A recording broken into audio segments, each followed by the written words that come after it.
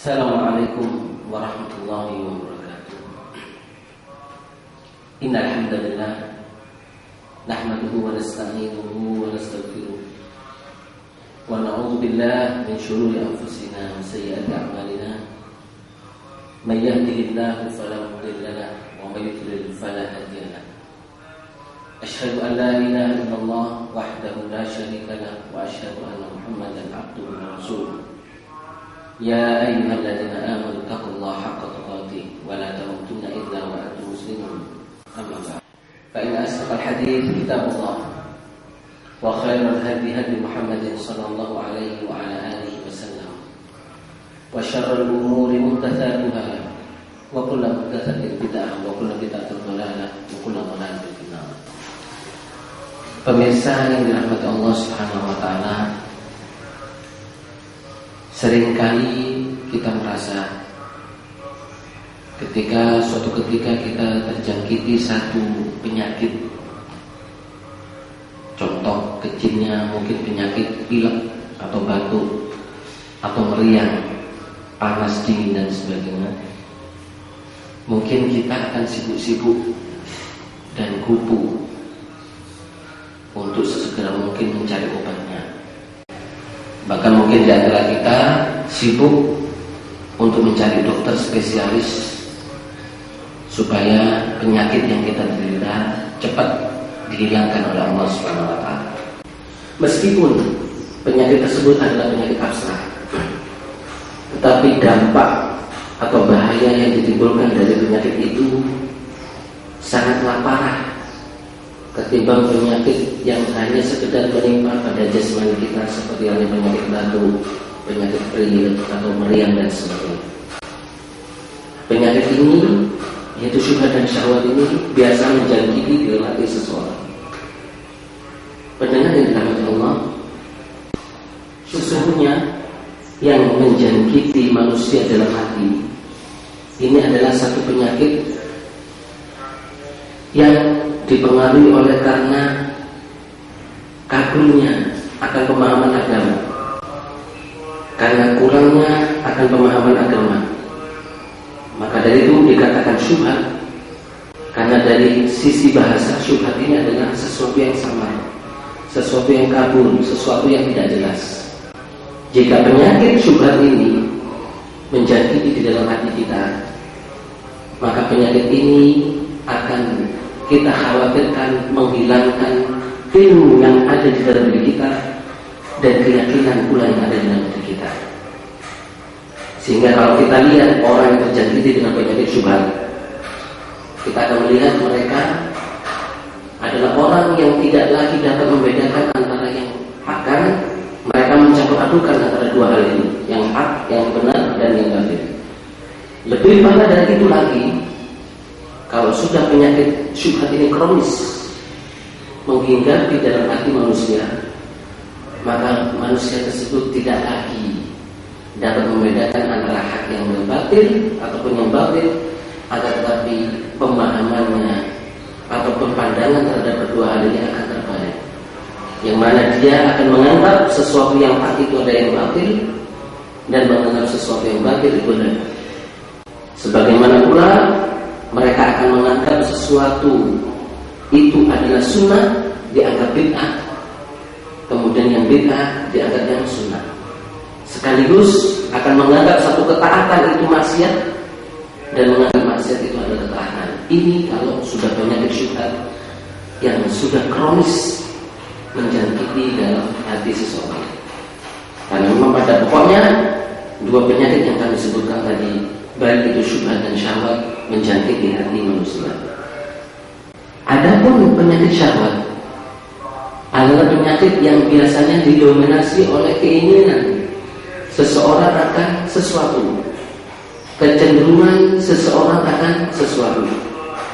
Dan biasanya penyakit syahwat ini, jika dia menimpa di dalam hati seseorang, maka seseorang tersebut akan buta mata hatinya, sehingga apa yang dia ketahui dari agama, apa yang dia ketahui dari ilmu tidak diamalkan amalan sama sekali karena dia dibutakan oleh penyakit syahwat ini. Keinginan yang terlalu kuat terhadap apa yang mendorong jiwanya untuk melakukan suatu hal.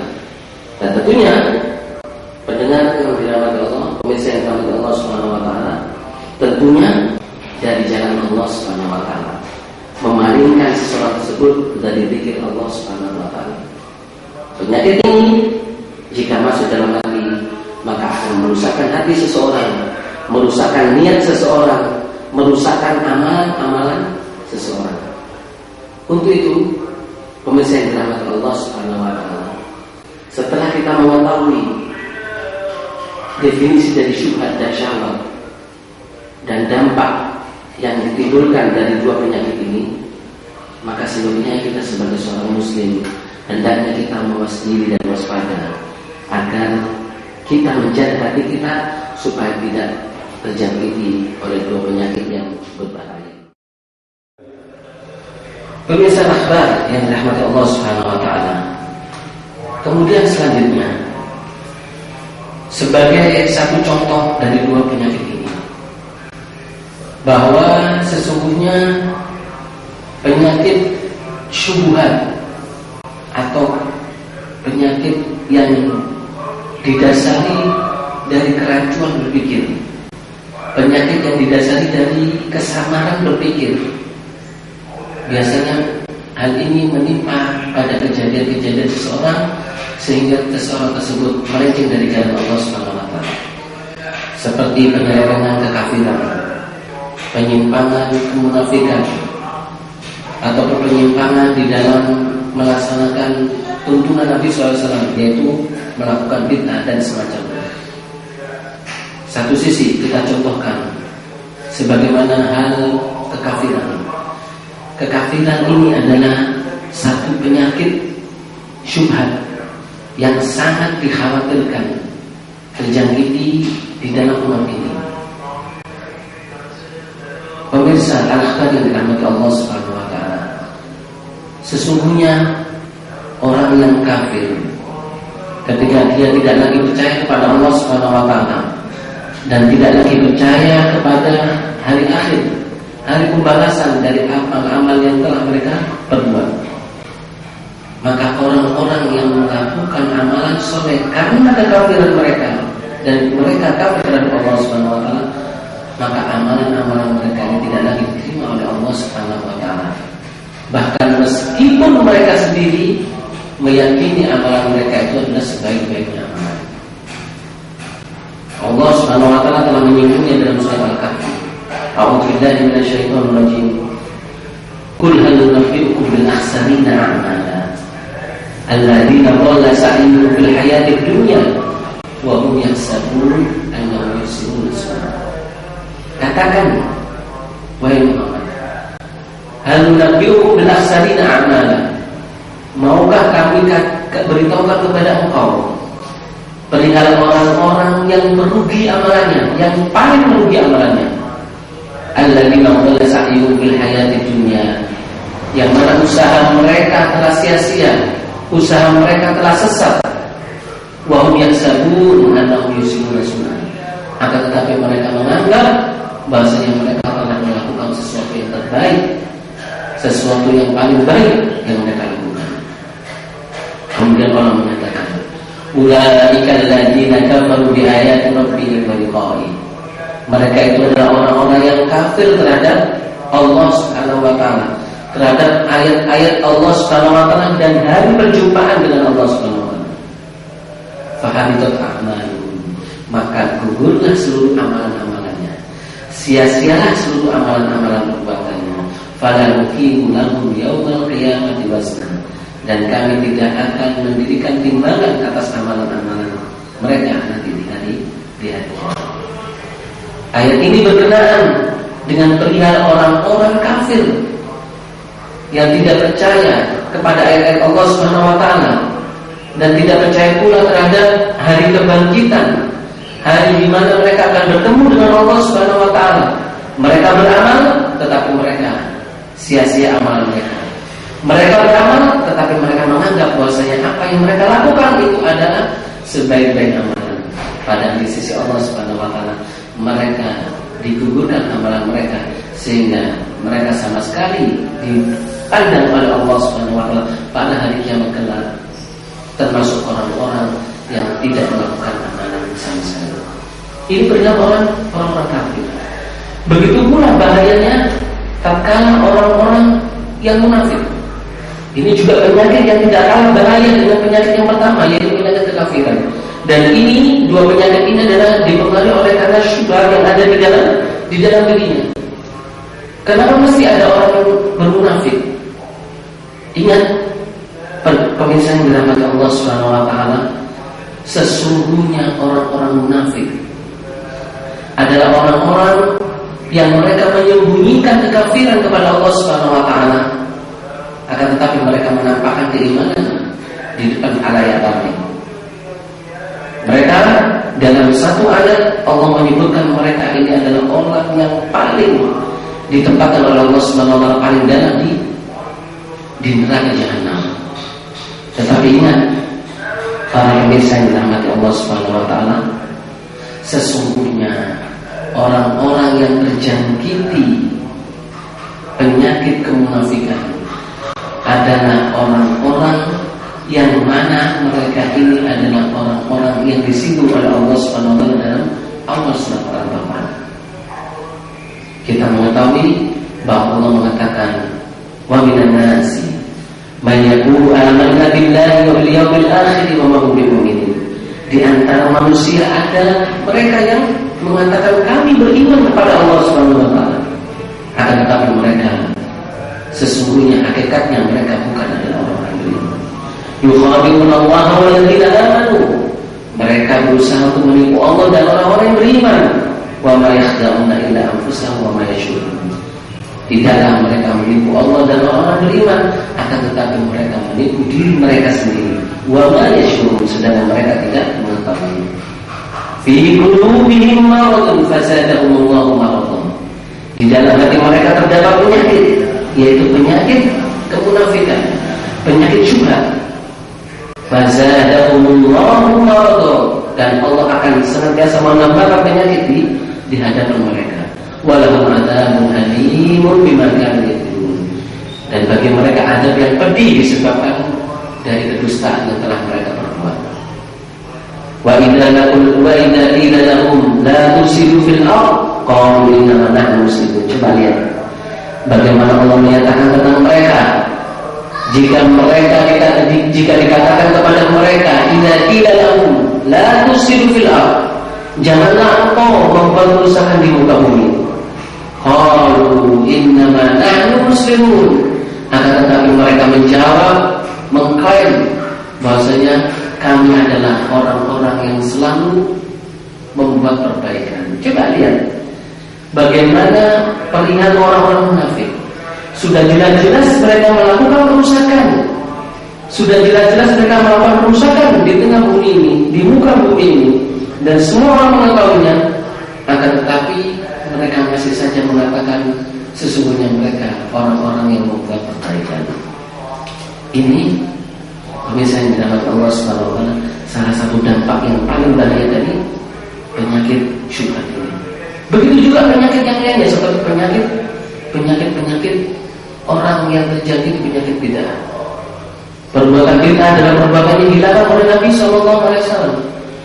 Dan dikhawatirkan orang yang melakukan satu perbuatan bid'ah yang tidak ada tuntunan Nabi sallallahu alaihi wasallam, maka perbuatan tersebut ditolak oleh Allah Subhanahu wa taala. Sebagaimana yang dinyatakan oleh Nabi SAW dalam sebuah hadis yang sahih, man ahdatsa fi amrina hadza ma laysa minhu fa huwa raddun. Barang siapa yang membuat sesuatu yang baru dalam agama ini, maka dia akan tertolak. Wa man 'amila amalan laysa 'alaihi amruna fa huwa raddun. Dan di dalam riwayat yang lainnya dikatakan, barang siapa yang melakukan satu amalan tanpa ada dasar dari kami, maka sesuatu itu adalah tertolak. Pendengar, pemirsa yang dirahmati Allah Subhanahu wa taala, sesungguhnya penyakit-penyakit ini tidak akan terjangkiti pada diri seseorang manakala seseorang tersebut mempunyai ilmu yang benar terhadap Allah Subhanahu wa taala, mempunyai keyakinan yang kuat terhadap keyakinan yang kuat akan hari akhir, keyakinan yang kuat akan perjumpaan mereka dengan Allah Subhanahu wa taala. Dengan dasar ini, insya Allah penyakit syubhat akan dapat ditolak. Dengan keyakinan kepada Allah, dengan ilmu terhadap Allah Subhanahu wa taala, maka insya Allah penyakit syubhat ini akan tertolak. Allah taala. Kemudian satu contoh lagi dari contoh penyakit syubhat, di mana di sini kami mencontohkan dari firman Allah Subhanahu wa taala dalam surat Al-Imran ayat 14. Allah menyatakan di dalam ayat ini dengan satu kebahagiaan mata, dengan satu kenikmatan. Allah menyatakan a'udzubillahi minasyaitonir rajim. Zuyyina lin-nasi hubbus syahawat minan nisa wal banin wal qanatiril muqantara minadh dhahabi wal fiddah wal khaylil musawwamah wal an'am wal harth. Dzalika mata'ul hayatid dunya wallahu indahu husnul ma'ab. Zuyyina lin-nasi hubbus syahawat.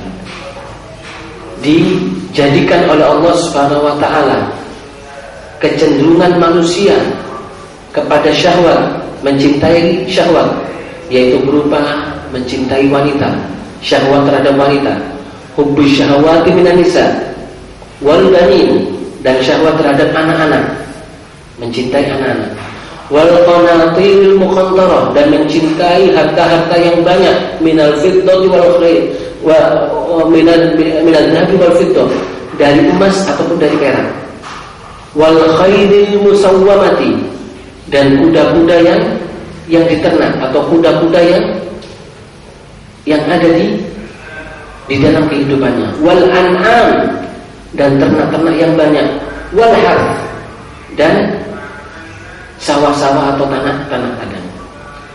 Dzalika mata'ul hayatid dunya. Itulah mata kenikmatan dunia. Wallahu indahu husnul ma'ab. Dan Allah mempunyai tempat kembali yang paling baik. Pemirsa akhbar yang dirahmati Allah Subhanahu wa taala, sesungguhnya 6 hal fitnah yang dinyatakan oleh Allah Subhanahu wa taala dalam Al-Qur'an ini adalah fitnah syahwat, di mana manusia cenderung keinginannya untuk kepada 6 hal ini, yang mana 6 hal ini juga yang berpengaruh besar, ya, mempunyai pengaruh besar terhadap kesesatan manusia ataupun kelalaian manusia menuju jalan Allah Subhanahu wa taala. Satu contoh kami sebutkan dalam ayat ini, seperti hanya fitnah wanita, disebutkan oleh Allah zuyyina lin-nasi hubbus syahawat. Kita mengetahui, pemirsa yang dirahmati Allah, bahwa wanita adalah satu fitnah yang besar yang ditinggalkan oleh Nabi SAW. Rasulullah SAW pernah menyatakan dalam sabdanya, "Ma taraktu ba'di fitnatan adarru 'ala rijali minan nisa." Aku tidaklah meninggalkan satu fitnah setelahku yang lebih bahaya, yang lebih besar daripada fitnahnya seorang laki-laki terhadap perempuan. Bahkan di dalam hadis yang lainnya Rasulullah SAW mengatakan, sesungguhnya bencana, ya, awal fitnah Bani Israel, bencana yang paling awal yang menimpa kepada kaum Bani Israel adalah dari sisi wanita. Pemirsa yang dirahmati Allah Subhanahu wa taala, bukannya dalam kejadian manusia dari sejak awal sampai zaman kita sekarang ini, bagaimana kesesatan manusia kemudian didominasi oleh kaum wanita. Mungkin kita masih ingat perihal kisah Nabi kita Adam alaihissalam, tatkala beliau alaihissalam akhirnya menuruti permintaan iblis. Dari mana beliau menuruti perintah iblis? Karena dari rayuan, karena dari seruan istri beliau untuk memakan buah yang dilarang oleh Allah Subhanahu wa taala. Ini mungkin satu kisah yang menjadi peringatan bagi kita akan bahayanya dampak dari wanita ini.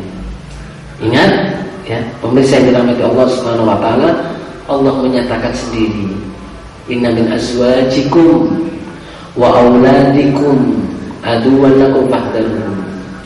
Sesungguhnya dari istri-istrimu, dari anak-anakmu itu ada musuh bagi kamu. Maka hati-hatilah, waspadalah kalian terhadap mereka ini. Innama amwalukum wa auladukum fitnah. Ditutup oleh Allah Subhanahu wa taala dalam ayat ini, sesungguhnya harta-hartamu dan anak-anakmu adalah cobaan bagimu. Ini juga anak-anak disebutkan oleh Allah Subhanahu wa taala dalam surah Al-Imran tadi. Zuyyina lin-nasi hubbu syahwati minan nisa wal banin, al-banin, anak-anak. Bukankah banyak sekali orang-orang yang menuruti apa keinginan anak-anaknya? Kemudian dengan keinginan tersebut mereka akhirnya lalai dari jalan Allah Subhanahu wa taala. Mereka akhirnya melenceng dari jalan Allah Subhanahu wa taala. Dan berapa banyak besarnya orang-orang yang sedemikian ini karena menuruti apa kemauan anak-anaknya. Ini pemirsa yang dirahmati Allah Subhanahu wa taala, beberapa kejadian-kejadian fitnah dari syahwat yang disebutkan oleh Allah Subhanahu wa taala yang semestinya harus kita waspadai. Dan penyakit syahwat ini tidak akan serta-merta dapat kita hindarkan dari diri kita kecuali dengan jalan sabar di jalan Allah Subhanahu wa taala. Hanya dengan kesabaranlah, dengan kesabaran akan hal-hal yang dilarang oleh Allah Subhanahu wa taala, maka hal itu akan terhindar dari diri kita, sehingga hati kita bersih dari penyakit syahwat ini. Betul apa yang dikatakan oleh Allah Subhanahu wa taala. Salah satu ciri atau dua ciri yang termasuk dari ciri-ciri seorang pemimpin yang diharapkan oleh Allah Subhanahu wa taala untuk memimpin di muka bumi ini adalah orang-orang yang sabar, yang mempunyai keyakinan kepada Allah Subhanahu wa taala. Di dalam surah As-Sajdah Allah menyatakan, a'udzubillahi minasyaitonir rajim. Wa ja'alna minhum a'immatan yahduna bi amrina lamma sabaru wa kanu bi ayatina yuqinun. Dan kami jadikan di antara mereka orang-orang Bani Israel, ya, a'immah, para imam, para pemimpin, yahduna bi amrina, mereka senantiasa menetapi hidayah seperti apa yang kami perintahkan atas mereka. Lamma sabaru, tatkala mereka bersabar. Wa kanu bi ayatina yuqinun, dan mereka yakin terhadap ayat-ayat kami. Maka di dalam ayat ini Allah menyebutkan dua hal yang menjadi tolak ukur seseorang menjadi pemimpin di muka bumi ini, yaitu manakala mereka sabar dan manakala mereka yakin terhadap Allah Subhanahu wa taala. Sabar ya terhadap menetapi apa-apa yang menjadi hal-hal yang dilarang oleh Allah Subhanahu wa taala untuk dia tidak dekati, untuk ditinggalkannya, dan dia yakin terhadap Allah Subhanahu wa taala sebagai obat manakala dia akan terhindar dari penyakit syubhat. Wallahu ta'ala, semoga Allah Subhanahu wa taala menghindarkan kita dari dua penyakit yang berbahaya ini. Aku lu tasma'un wa astaghfirullah wa fastaghfiruh innahu huwal ghafurur rahim. Assalamualaikum warahmatullahi wabarakatuh.